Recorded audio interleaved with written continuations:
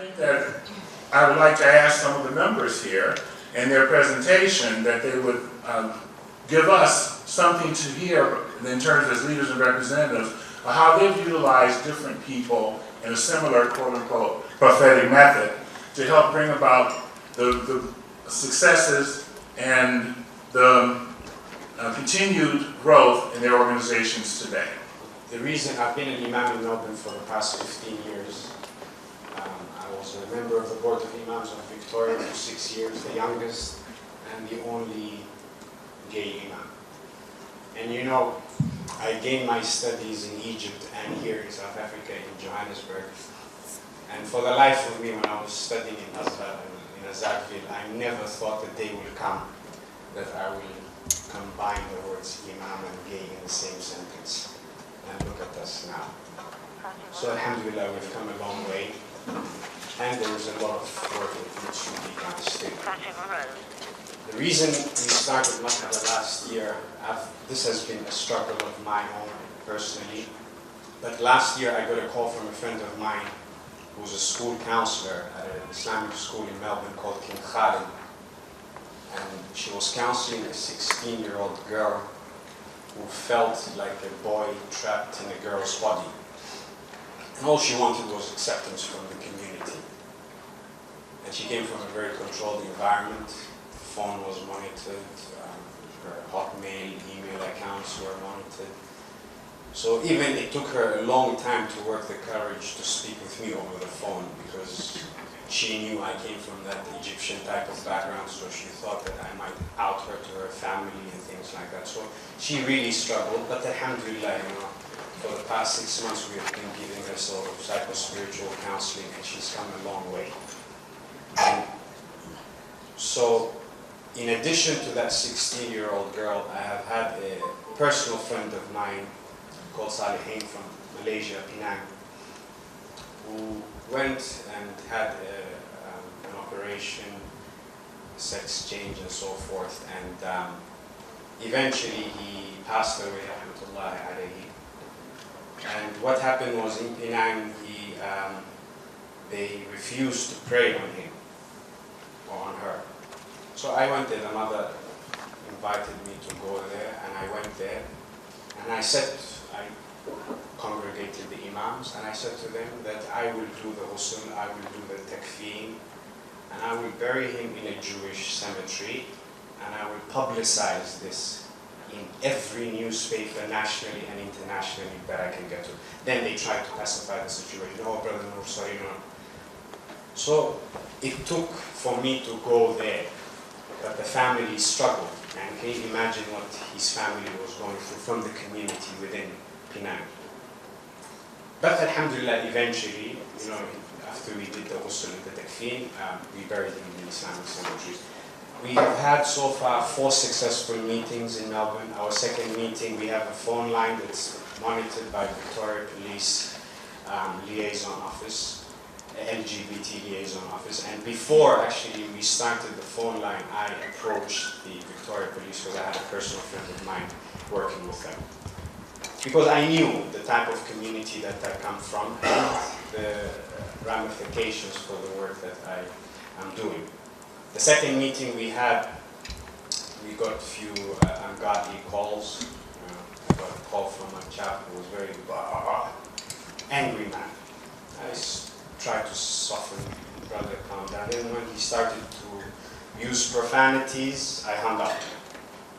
He called the second time, tried to talk with him. He started using profanities. I hung up. The third time he called, I don't know if you know Abdul Basit Abdul Samad, who's a qari, a Quran reciter. He's got a very loud pitch when he recites the Quran. I put it on loud with my speaker and I put the phone next to it and he hung up and never called again. So alhamdulillah, the 4th meeting we had after Ramadan, Eid al-Fitr, we had 48 people attend, and for the first time we had sisters attend. And that was a big achievement for us. In Melbourne, we have a lot of people that suffer in silence in the community. We have a lot of people that resort to addiction. We have a lot of people. I am doing my final year of a degree in psychology as well in Melbourne. We have a lot of people that have mental health issues, from the community. So the need for a group such as Marhaba is great.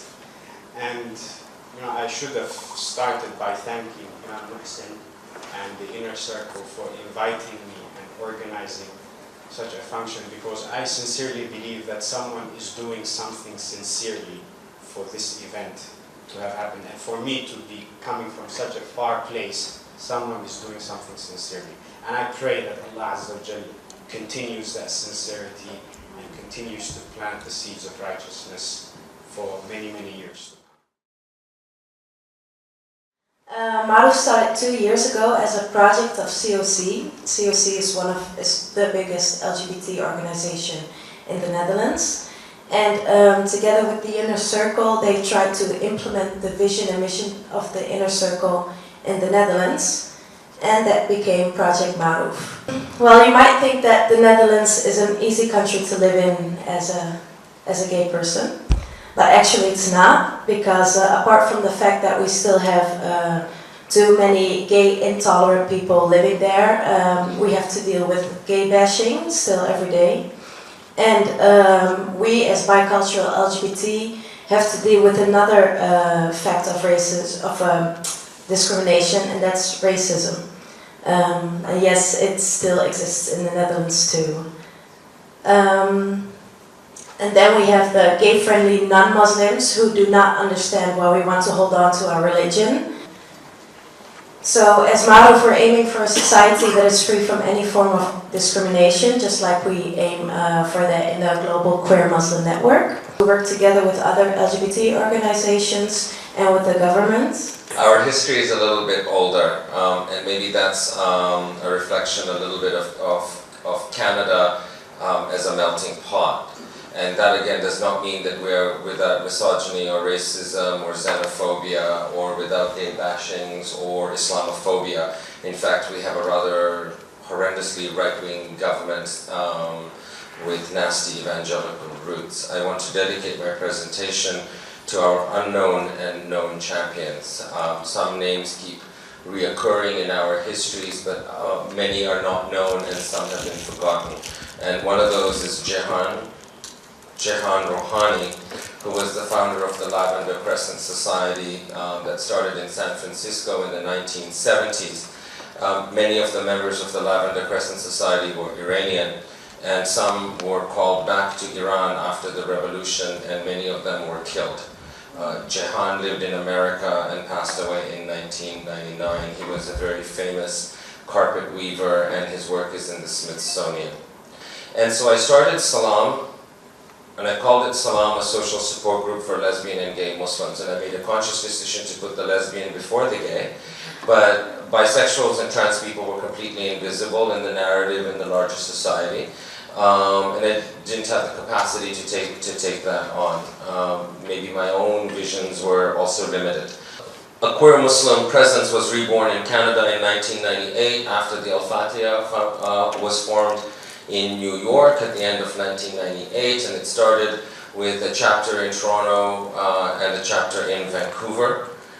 And a couple of years later, we decided enough of this American hegemony on our narratives. And I think Inner Circle had that same sort of revelation, as did Iman in the United States. And so we became Salam, and we called ourselves Salam Queer Muslim Community, because even though we didn't have all the structures in place, we aspired to having spaces and a multiplicity of programs. In Toronto, the Salam meets once a month and has a peer counseling support group.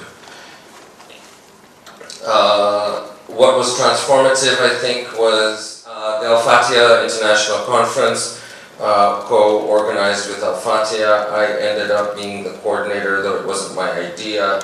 And ended up stuck with it, and we ended up with 150 people registered. We had politicians from 3 levels of government, municipal, federal, and provincial attend. What I found was a different reception in the LGBT community and also in some sections of the Muslim community, because it was post 9/11. and there was a greater willingness to talk about gender and sexuality. And there were straight Muslims who were saying, this is great, can we come to the conference? And we said yes. The conference became the site of the first degendered, female-led, non-sectarian, inclusive Friday prayer led by Ghazala Anwar, whose khutbah was on starting Jummah, and I thought, what a crazy khutbah to give. But there was manner to her madness, and I'm very grateful for that. We tried to have a regular Friday Jummah after that. It didn't work. There was a number of things that happened, including the death of my then partner, Guy, who was on the Salam board. And outreach was only through Salam and through email lists. Again, this is before social media. And I keep repeating that because I think social media has a very profound effect and impact.